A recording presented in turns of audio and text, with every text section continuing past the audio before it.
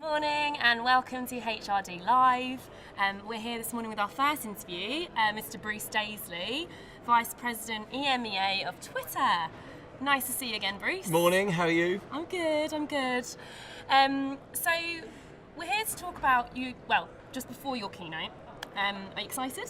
Yeah, I'm buzzing. Yeah. Shall I tell you, back in the day I used to work here as a wine waiter. Ooh, At this 'cause venue. you're a Birmingham I'm boy. a Birmingham boy. I actually worked here. I cleaned tables in this room. Oh, How that's about quite that? nostalgic for you. And just who'd have thought I did that at the age of 22, and just 3 years later I'm back here keynoting. 2 years later. Yeah.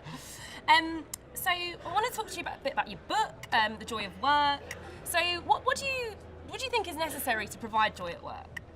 Yeah, I think the first thing is that we need to have a serious conversation about work, because I think over the last few years we've reached a state where we've added more and more to work. We've added more expectations. The volume of meetings has gone up. The volume of emails has gone up. There's people here demonstrating software that creates more demands upon people.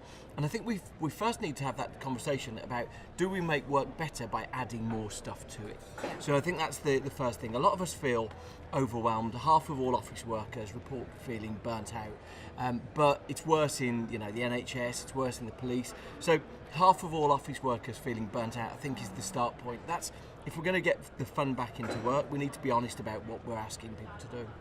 And you spoke about the need to be more creative. How can we be more creative at work? Yeah, I think, critically, if we think about how work's going to evolve in the next 15, 20 years, then clearly automation and machine learning are going to start stealing little bits of our jobs.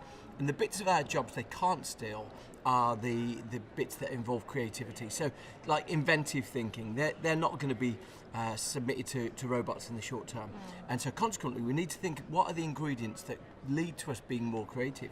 And in truth, the thing that you find through all the neuroscience is that if you're excessively stressed, if you're living on sort of anxiety and stress, then you can't be creative. So it makes a really important challenge. It says, well, look, the future of work is more creativity. The way we're working right now, we're living bodies drenched in cortisol. We're overwhelmed with stress hormones. We can't be creative when we do that. And as soon as you see that, you go, okay, we need to change something. And I think most of us are in a situation where, either personally or through the people we deal with, we recognise there's a bigger burnout epidemic than ever before, and we need to think about what actions we're going to take ourselves to get back. That's a great visual that we're over. What did you say? We're doused in cortisol. Drenched in cortisol here. And what do you think? You've addressed it slightly there, but what do you think is being overlooked when we talk about happiness in the workplace? What do we really need to focus on? I think, most of us are overscheduled. Most of us are in a situation where the average British person has 16 hours of meetings a week. And I think most of us, if we were being honest, would confess that a lot of those meetings don't really serve a great productive purpose. And, the average British person gets 140 emails sent and received a day. So we've just got this massive set of demands upon us. And it's created this norm now. Most of us in work have a perpetual feeling of guilt. We leave at the end of the day feeling guilty. We come back at the start of the next day feeling guilty. And it's because we've created too much burden. I think for me, by studying the psychology of this, by studying the sort of neuroscience of this, it's really clear that we can change a lot of these things, but it's only by making very simple decisions. This is your final call to today's first session in Hall 1, ladies and gentlemen. Final call to the first session in Hall 1. So, what are the fundamental changes that need to happen? Yeah, so for me, the fascinating thing for me is that over the last few years, anyone who comes to an event like this might be really bewitched with the idea of the Simon Sinek idea of answering the question why. Answering us, if you establish a sense of purpose, then everything else will flow from it. And probably the realisation that's starting to dawn on a lot of people is that look, the burnout figures for the NHS and the burnout figures in the police are higher than anywhere else. So even when you've got a clear sense of purpose, those are really purpose-driven careers. Even when you've got a sense of purpose, it doesn't stop you feeling exhausted and broken by work. And so I think increasingly the question isn't why, but how. So how are we working? And a lot of that is thinking about our bodies and thinking about how can we re-energize, how can we create more trusting team dynamics, building psychological safety in teams. Often one of the access points of that is team laughter and making times for teams to socialise. The sort of stuff that used to happen in the pub. And I think over the course of the last few years, people clearly, if they're driving to work, they don't want to go and drink afterwards. But most of us have just reached the stage where we've recognised that the pub isn't a good place to build a team culture because it's actually a bit exclusive. It doesn't have everyone there. But can you bring some of the positive elements of that to a work environment? And you've got a very successful podcast, I believe. Oh, that's very nice of you to say. What are the most popular topics that you discuss on that? Yeah, so the podcast is Eat, Sleep, Work, Repeat. And I think what I've been really keen to do, two of the most popular episodes, I did 2 episodes back to back with the police. And I think because, as an illustration, it followed one. I interviewed the author of the best-selling book of last year, Adam Kay, This Is Going to Hurt, about the NHS. And so I think it illustrated that none of these questions are exclusively about people in white-collar jobs. It's not about people in fancy tech companies or fancy jobs. This is about everyone and the challenges that are being faced by sort of exhaustion, by excessive demands upon us, are being faced by everyone. So the police episodes have done incredibly well. Had a great conversation last week with a guy called Cal Newport, who believes that we should abolish email.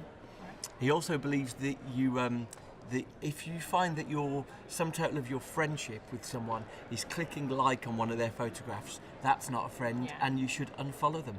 But it is that habitual thing, isn't it? Especially email. Yeah. How would we abolish that? I just don't quite understand that concept.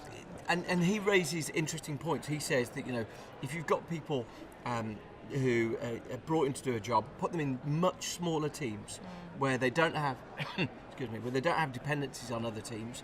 And so the volume of email you need, therefore, normally email comes from when you've got 100 people, you can't presume that you're going to swing by their desk and find them. And so when you've got 200 people, when you've got 1,000 people, email just goes up exponentially. Absolutely. And do you think that's adding to stress levels within Absolutely. I mean, one of the fascinating things is that half of all of people who check their emails out of work hours show the highest recordable levels of stress. So, and I know when we hear evidence like that, we say to ourselves, it's not me, it's everyone else. I'm not the stressed one, it's everyone else. But that half of all people who check their emails more than 2 hours a day out of work hours show the highest levels of stress. And I think that's it, as soon as you then put that together, put the jigsaw together, saying that creativity is killed by that stress, we actually just can't do our best jobs. We don't collaborate as well when we're under that stress. I think as soon as you recognise that, you realise, okay, we need to find a very simple how, a simple how-to guide to sort of take steps to improve work. So that's, I didn't really intend to write a book, but I did it because, and I did it in 30 different things that any of us could do, because it just struck me that none of the research that I was reading, none of the papers I was reading, were reaching people who had full-time jobs. I just thought this is bizarre that there's all this evidence, but all of us in work are struggling in the absence of it. Yeah. And finally, I'll let you go in a sec. What do you anticipate the world of work to look like in years to come? What do you think will change? Way worse.